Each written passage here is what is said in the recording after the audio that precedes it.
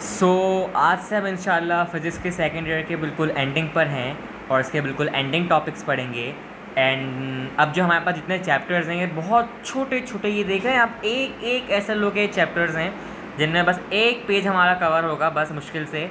तो बस हम इनको कवर करेंगे। न्यूक्लियर फिज़िक्स हाँ अलबत्ता थोड़ा सा, बिल्कुल भी थोड़ा सा थोड़ा बड़ा है as compare to the other. तो बहुत ही छोटा है जो हमने पिछले पढ़े, वो भी कोई 15-20 मिनट का होगा या आधे घंटे का चले कर लें। मगर ये कि अब जो हमारे जितने चैप्टर्स हैं बहुत छोटे छोटे हैं। So now today in this lecture we are starting the chapter which is the electronics.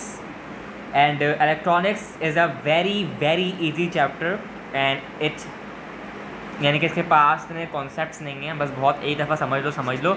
और वैसे भी हमारे पास सिर्फ एक ही टॉपिक है इस चैप्टर का, दैट इज़ रेक्टिफिकेशन। हालांकि सेकंड ईयर में इसके बेइंतहा टॉपिक्स थे और ये बुक में ज़्यादा मुश्किल लिखा हुआ था। तो हम SLOs मैंने रिव्यू कर लिए हैं। रेक्टिफिकेशन इलेक्ट्रॉनिक्स का टॉपिक है और बस हम इंशाल्लाह इसको डिस्कस करेंगे आज और पढ़ने जा रहे हैं हम इसके बारे में। So here we are starting this topic which is rectification of the chapter electronics.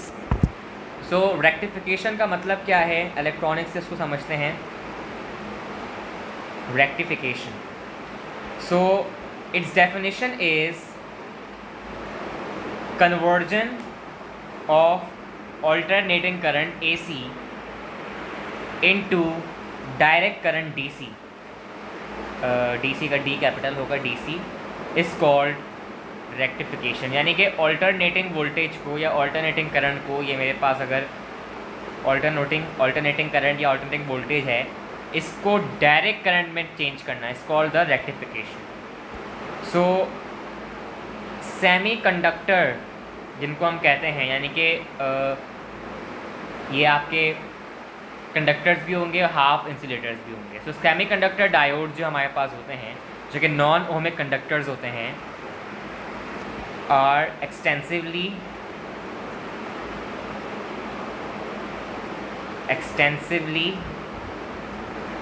Used for this purpose. यानी कि रेक्टिफिकेशन के मेरे पास MCQ में आया तो क्या यूज़ होते हैं, mostly semiconductor diodes. So there are two main common types of rectification. So the first type we are going to study over here is half wave rectification. कुछ समझ तो आ रहा होगा, half wave rectification, चलो समझते हैं।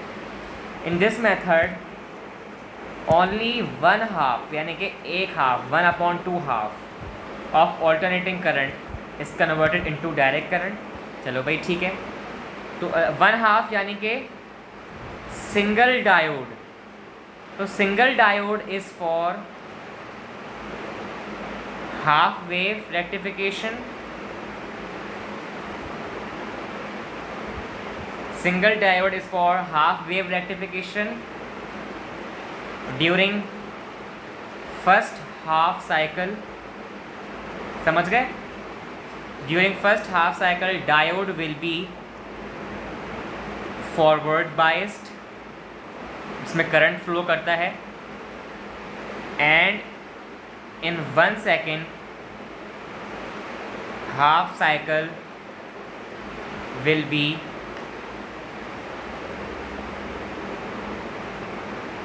reversed biased। मतलब ये कि सिंगल डायोड जो है आपका हाफ रेक्टिफिकेशन किए है, रेक्टिफिकेशन के लिए है during first half cycle diode, और during first half cycle diode will be forward biased. ठीक है, इसी के साथ साथ 1 सेकेंड में हाफ साइकिल जो कंप्लीट होगी वो आपकी रिवर्स बायस्ड होगी। इसका मतलब क्या है, मैं आपको डायग्राम से समझाता हूँ ताकि इसका कॉन्सेप्ट थोड़ा क्लियर हो जाए। सो हाफ वेव रेक्टिफिकेशन को समझाते हैं। So here we have a sinusoidal wave form जो मैं बनाने जा रहा हूँ, इसे हम कहते हैं साइनोसोडियल वेव फॉर्म। ठीक है, तो ये sinusoidal wave form is always for the alternating current. ये मैंने इलेक्ट्रोमैग्नेटिक इंडक्शन में बताया था। ये मेरे पास साइनोसोडियल वेव फॉर्म सप्लाई या AC करंट है। इसको मैंने, ये हमारे पास डायोड का सिंबल है, ट्रांजिस्टर भी कहते हैं सिंबल को, ट्रांजिस्टर का सिंबल भी कह सकते हैं। और ये मेरे पास जो है रेजिस्टर या फिर रेजिस्टर है। और यहाँ से ये जो करंट था ये आपके पास साइनसोडियल था, तो यहाँ पर साइनसोडियल करंट पास हुआ उस वाले आपके वेव फॉर्म से। और यहाँ पर आपका आई एफ एक करंट का नाम है जो कि फॉरवर्ड बायस्ड करंट है आई एफ। और यहाँ पर मेरे पास पोटेंशियल डिफरेंस या वोल्टेज वी मैक्स है, और इसको मैं कह रहा हूँ डायोड, और ये मेरे पास है आर एल। ठीक है। सो अब जहाँ इस डायोड से गुजरने के बाद ये जो ऑल्टरनेटिंग करंट था एसी, ये मेरा क्या कहते हैं डायरेक्ट करंट यूं और यूं, यानी कि पॉजिटिव और पॉजिटिव, तो इसे मैं कहूँगा रेक्टिफाइड आउटपुट वेव फॉर्म। तो आप दे सकते हैं कि यहाँ पर तो नेगेटिव हाफ साइकिल थी, याद आ रहा है कुछ, मगर यहाँ पर तो नो नेगेटिव हाफ साइकिल, यानी कि यहाँ पर नीचे की तरफ कोई साइकिल नहीं है, तो इसलिए हमने इसे कहा रेक्टिफाइड हाफ वेव साइकिल, यानी कि आपका डीसी करंट में भी कन्वर्ट हो गया और no negative cycle. This is called the half wave rectification. तो अब हम पढ़ेंगे अपना full wave rectification, and I think this is the second last topic, और ये भी बहुत छोटा सा ही है। इसके बाद हम लास्ट टॉपिक बस वेव फॉर्म होके एक लाइन का पढ़ेंगे, फुल वेव रेक्टिफिकेशन, इसको पढ़ते हैं। So full wave rectification in this method both halves, यानी कि 1/2 और 1/2 हमारा 1 बनेगा, तो both halves of the input voltage या फिर इनपुट करंट जो होता है, input voltage cycle can be utilized using full wave rectification. समझ आ गया होगा, मतलब बहुत ही आसान है यार, इसमें क्या समझने वाली बात है। एक में फर्स्ट हाफ हो रहा था 1/2, एक में दोनों हाफ हो रहे हैं, यानी कि पूरा। तो इसके अंदर जो होता है, हाँ एक चीज़ बड़ी इंपॉर्टेंट है, diodes arranged in bridge circuit, bridge form में इसके डायोड्स अरेंज होते हैं। तो वो बना देता हूँ मैं यहाँ पर, फॉर फुल वेव रेक्टिफिकेशन। ठीक है। तो उसके डायग्राम देख लो भाई, आसान है, मतलब बनानी को तो खैर एमसीक्यूज़ में तो बनानी नहीं है, बस एक रिप्रेजेंटेशन के लिए देख लो कि ताकि समझ आ जाए। ब्रिज साइकिल फॉर्म में होता है, तो ये आपके पास ऑल्टरनेटिंग वोल्टेज है, और सेकेंड ईयर में मैंने बड़ी मेहनत की थी इस चैप्टर के अंदर, तकरीबन बहुत दफ़ा डायग्राम्स बनाई थी, मगर मेरे नोट्स माशाल्लाह बड़े अच्छे बने थे। अच्छा जनाब, घबराने की ज़रूरत नहीं है, बस समझ लो और कुछ नहीं है। सही है।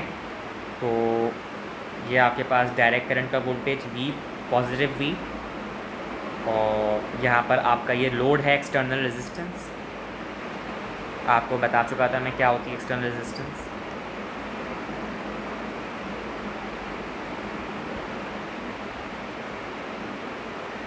सही है। तो यहाँ से मेरा अल्टरनेटिंग करंट किया, सो यहाँ से मेरा डीसी करंट जो है जनरेट होकर पॉजिटिव पोटेंशियल डिफरेंस में और यहाँ पर ज़ीरो पोटेंशियल डिफरेंस में आया, और यहाँ से आपका करंट आई पास हुआ। ठीक है। और ये मेरे पास लोड है एक्सटर्नल, इसको मैं यूँ भी कर सकता हूँ, इस लोड को यूँ भी दिखा सकता हूँ। और अब बड़ी इंपॉर्टेंट बात याद रखो, ये मेरे पास एक एरो है, एक मिनट, ये मेरे एरो की डायरेक्शन देख लो, डायरेक्शन लाजमी देखना। एक एरो है, यहाँ से करंट किया तो फिर ऑब्वियसली नीचे जाएगा इस तरफ, ये भी सही है यार, ये भी क्लियर हो गया, कोई मसला ही नहीं है। मगर ये दोनों तो आपके हो गए, समझ आ गए। अब यहाँ से करंट जा रहा है आपका नीचे अपोजिट डायरेक्शन में, और यहाँ से आपका करंट जा रहा है इस डायरेक्शन में, यानी कि ये मेरे पास D1 था, direct current 1, sorry diode 1, direct current बोल दिया मैंने, डायोड 1 था और ये डायोड 2 थे, यानी कि डायोड 1 और डायोड 2 की डायरेक्शन नीचे की तरफ है, सेम है। D1 and D2 same direction में है, और D4 और D3 are in same direction. ठीक है, समझ आ गई बात। सो बस ये था फुल वेव रेक्टिफिकेशन का क्रॉस ब्रिज। और कुछ नहीं, बहुत ही आसान था। तो इसी के साथ साथ वेव फॉर्म क्या होता है यार, वेव फॉर्म ऐसी चीज़ है, मैं आपको दिखा देता हूँ। फॉर एग्जांपल मेरे पास ये एक ग्राफ है और ये so this is called the wave form with respect to the time t, और ये मेरे पास v मैक्सिमम होता है और यहाँ ज़ीरो वैल्यू होती है, और ये मेरे पास v मिनिमम होता है नेगेटिव, और ये होता है पॉजिटिव। और अगर आउटपुट वोल्टेज ये था मेरे पास फुल वेव रेक्टिफिकेशन का ऑल्टरनेटिंग करंट ग्राफ, ठीक है, AC ग्राफ। अब अगर मैं इसका डायरेक्ट करंट ग्राफ बनाऊंगा फुल वेव रेक्टिफिकेशन का, हाफ वेव का ऊपर बना चुका हूँ, तो फुल वेव रेक्टिफिकेशन का जो मेरे पास आउटपुट वोल्टेज आएगा, आउटपुट वोल्टेज वो आप गैस करो क्या होना चाहिए। इसकी डायग्राम, इसकी ग्राफ भाई वो इस तरह होगा, मैं बता देता हूँ। वही बात, ज़ीरो तो होगा, क्या नेगेटिव होगा? नहीं, क्योंकि हाफ वेव में नहीं था तो फुल वेव में तो सवाल ही नहीं पैदा होता। सो ये मेरे पास आया इस तरफ, ये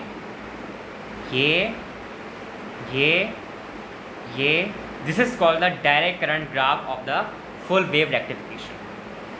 सो ये बात याद करने की है कि fluctuation in direct current can be controlled by a capacitor known as filter. यानी कि डायरेक्ट करंट में भी अगर कुछ फ्लक्चुएशंस आ रही हैं, यानी कि डायरेक्ट करंट आपका थोड़ा बहुत घूम रहा है, अल्टरनेट हो रहा है, तो वो आपका कैपेसिटर के ज़रिए ठीक हो सकता है, और उस कैपेसिटर को हम कहते हैं फ़िल्टर। तो वो फ़िल्टर कर देता है करंट को। ये एक बड़ी इंपॉर्टेंट टर्म है, याद रखना है ये बात, ठीक है। तो यहाँ पे हमारा ये चैप्टर तकरीबन 11 मिनट में कंप्लीट हो गया। अब हम इसके MCQ सॉल्व करेंगे, बहुत थोड़े से हैं, ठीक है। हम इसके MCQ सॉल्व करके आगे बढ़ेंगे। सो इसी के साथ साथ हम इस चैप्टर के MCQ पर आ गए हैं। So MCQ we have number of diodes required for full wave rectification. अल्लाह माफ़, इतना आसान क्वेश्चन। कितने डायोड्स चाहिए होते हैं भाई? D4 डायोड्स अभी हम पढ़े, D1, D2, D3, D4। In half wave rectification, diode during the negative half cycle of AC is, negative half cycle हमेशा जब भी होगी क्या होगा? reverse biased. D is the correct answer. Which of the following remains constant during half wave rectification? यार देखो, frequency of current हमेशा constant रहती है, टाइम पीरियड constant रहता है, और amplitude which is the maximum displacement, ये तीनों factors constant रहते हैं।